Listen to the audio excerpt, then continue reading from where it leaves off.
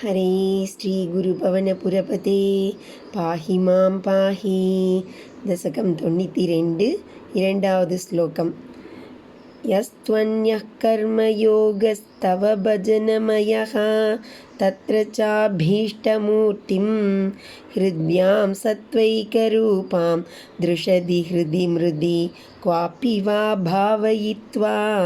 पुष्पैर्गन्धैर्निवेद्यैरपि च विरचितैः शक्तितो भक्तिपूतैः नित्यं वर्यां सपर्यां विदधयै विभो त्वत्प्रसादं भजेयम्। तु अन्यः कर्मयोगः तव भजनमयः तत्र च अभीष्ट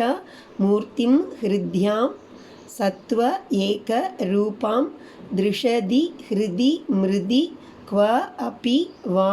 भावयित्वा पुष्पैः गन्धैः निवेद्यैः अपि च विरचितैः शक्तितः भक्तिपूतैः नित्यं वर्यां सपर्यां विदधत्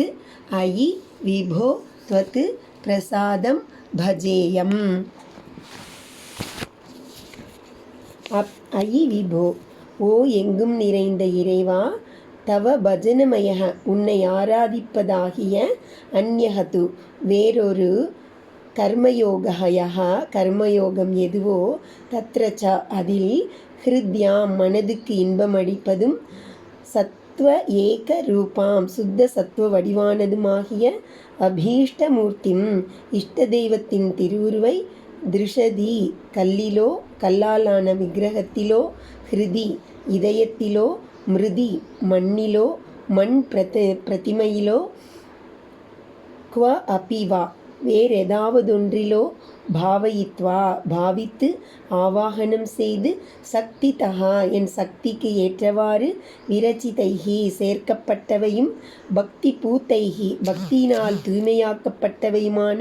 புஷ்பைகி மலர்களாலும் கந்தைகி நறுமண பொருட்களாலும் அபிச்ச மற்றும் நிவேத்யைகி நிவேதன பொருட்களாலும் நித்தியம் நாள்தோறும் வரியாம் மிகச்சிறந்த சப்பரியாம் உபசாரங்களுடன் கூடிய வழிபாட்டை விததத்து செய்து கொண்டு துவத்து பிரசாதம் உன் அருளை பஜேயம் நான் அடைவேனாக. பிரபோ, வைதீகம் கர்மாவிற்கு புறம்பான உமது பூஜாரூபமான எந்த கர்மயோகம் உண்டோ அதில் அழகானதும் சுத்த சத்துவ ரூபமானதுமாகிய உமது மூர்த்தியை கல்லிலோ மண்ணிலோ மனத்திலோ ஏதாவதொரு வகையில் பாவித்து கொண்டு பக்தியால் புனிதமான புஷ்பம் சந்தனம் முதலிய நிவேதனங்களால் சிறந்த பூஜையை நாள்தோறும் செய்து கொண்டு உமது அருளை நாடுவேனாக.